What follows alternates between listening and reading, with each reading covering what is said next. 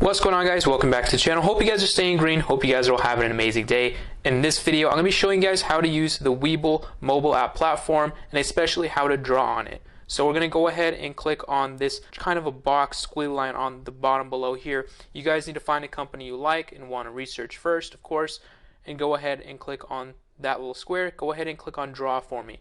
So once you guys are in the draw menu, you guys will have options on how to draw your support and resistances. Usually the first one is a trend line.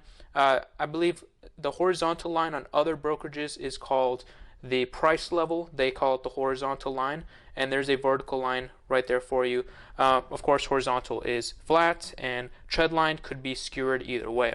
So you're going to go ahead and use trend line, the most common, and we're going to go ahead and add a support or resistance, right? Doesn't have to be perfect, right? It's fine. Okay, we have a simple, support line. Of course, probably if I zoomed in a little bit better, I would have made it a little bit nicer, but yeah, just keep your support lines on the bottom of the values and keep your resistances on the top.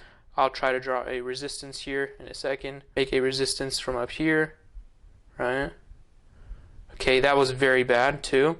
Just practice those support lines. It could get a little bit tricky, and those resistance lines, and yeah, just try to get good with those. If you guys do have any other questions about how to use support and resistance lines, the horizontal lines are flat, so maybe a little bit easier to use. Let me know down in the comments below. Hope you guys stay great. Peace out.